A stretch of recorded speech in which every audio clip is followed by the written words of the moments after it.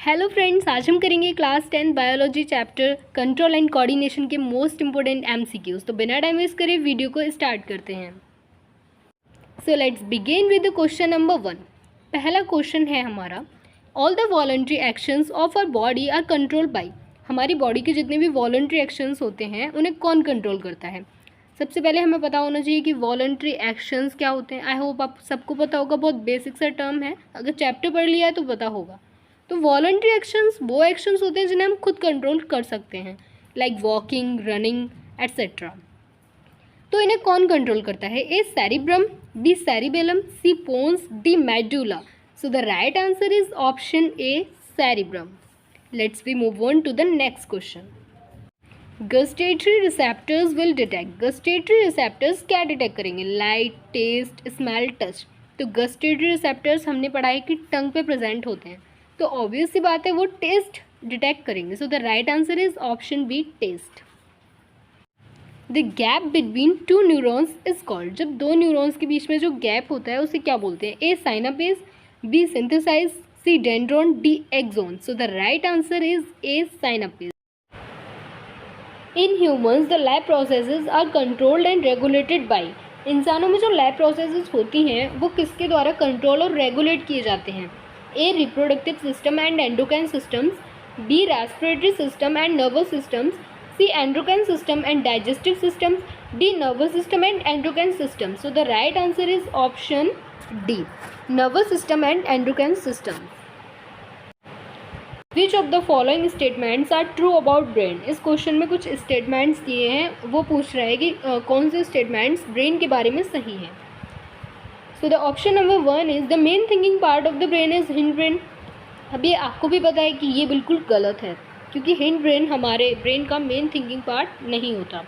Centres of hearing, smell, memory, site etcetera located in forebrain. हाँ, ये बिल्कुल सही है, क्योंकि ये सब फोरब्रेन में ही होते हैं। Involuntary actions like salivation, vomiting, blood pressure control by the medulla in the हिंडब्रेन।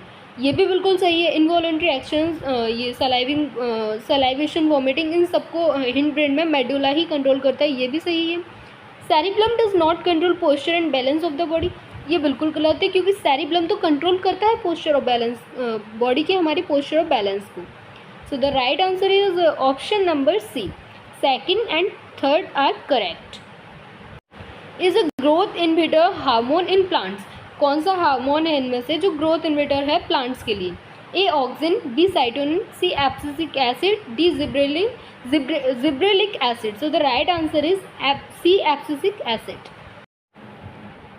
Which of the following statement is correct about receptor. इनमें से कौन सा स्टेटमेंट है जो रिसेप्टर्स के बारे में करेक्ट है? A gustatory receptors detect taste well, olfactory receptors detect smell, B both gustatory receptors and olfactory receptors detect smell. ये बिल्कुल गलत है।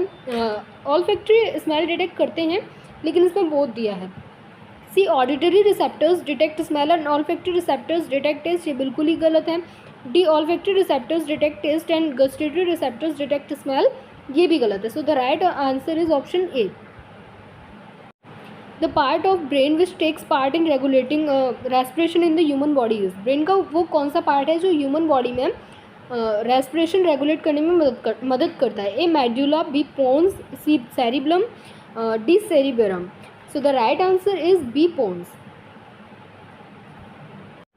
The part of brain which controls the involuntary action such as heart beat, breathing, blood pressure etcetera is. Brain का वो कौन सा part है जो इनवॉलंटरी एक्शंस को कंट्रोल करता है, जैसे हार्ट बीट हो गई, ब्रीथिंग हो गया, हमारा ब्लड प्रेशर हो गया, ये सब कुछ। So the right answer is option B, medulla. Medulla हमारे, जो हमने अभी भी पिछले क्वेश्चन में देखा था कि मेडुला सभी इनवॉलंटरी एक्शन को कंट्रोल करता है। Dwarfism result due to excessive secretion of thyroxine hormone, excessive secretion of growth hormone, less secretion of adrenaline hormone, less secretion of growth hormone. So the right answer is D, क्योंकि जब किसी के अंदर growth hormone का secretion कम होगा तो उसे ड्वार्फिज्म की प्रॉब्लम फेस करनी पड़ेगी। ऑब्वियस सी बात है, जब ग्रोथ हार्मोन का सीक्रेशन नहीं होगा तो आपकी लंबाई नहीं बढ़ेगी। सो the right answer is option number D. तो आज की वीडियो में सिर्फ इतना ही। अगर वीडियो अच्छी लगी तो प्लीज़ लाइक कर दे और चैनल को सब्सक्राइब ज़रूर कर देना, क्योंकि फ्रेंड्स मुझे आप सबके सपोर्ट की बहुत ज़्यादा ज़रूरत है। तो प्लीज़ चैनल को सब्सक्राइब कर देना। तो आज की वीडियो में सिर्फ इतना ही, मिलूंगी आपसे नेक्स्ट वीडियो में, तब तक के लिए सभी फ्रेंड्स को राधे राधे।